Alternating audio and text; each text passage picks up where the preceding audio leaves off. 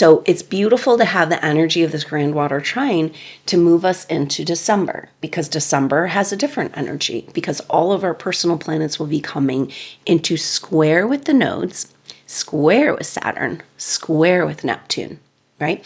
So we're going from this harmonious interaction, except in opposition with Uranus, and then moving into a kind of crossroads moment, right? Because this full moon that we're coming up upon, the Gemini full moon, that happens on December 4th and 5th, depending where you are in the world, it is a very powerful full moon happening at 13 degrees of Gemini.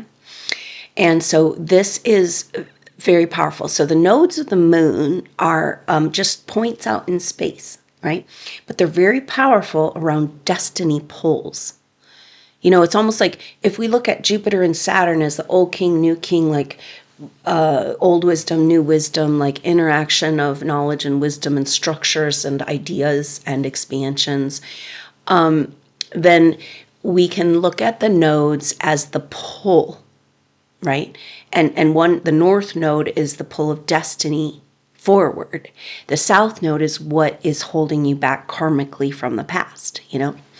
And so the nodes of the moon were sitting there at 18 degrees at those eclipses that we had in October. And so we are halfway. Now the nodes are the sun and the moon will be in square to the nodes for this full moon, which makes it so powerful, so crossroads. But it's mutable signs, which is about adjusting and transformation. So it really is the time that we shed that skin. This is the year of the snake. We only have 2 more months. Keep that in mind, right? But again, that the skin, it's uncomfortable before it sheds, very uncomfortable as it sheds, so unknown, so vulnerable to prey, you know, as you're shedding the skin, you can't move.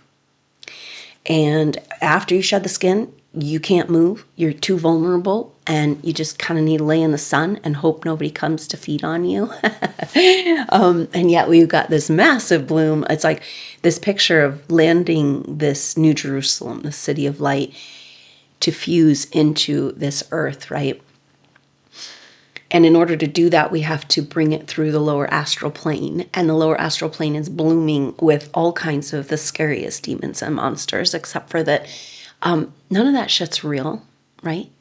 I mean, as far as like compared to the organic, energetic power we have as advanced souls incarnate in bodies on Mother Earth. And this is what she's saying, you better start celebrating this.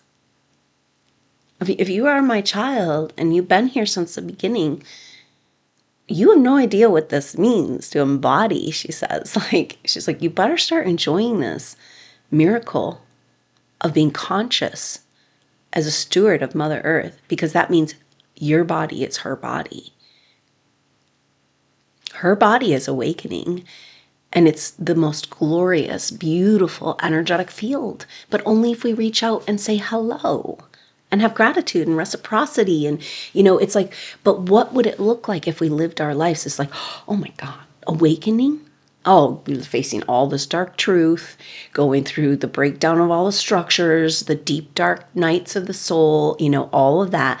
But then this glimpse and this picture and this feeling, right? This is an energetic, vibrational feeling of being connected with her awakening body. It is a technicolor dream.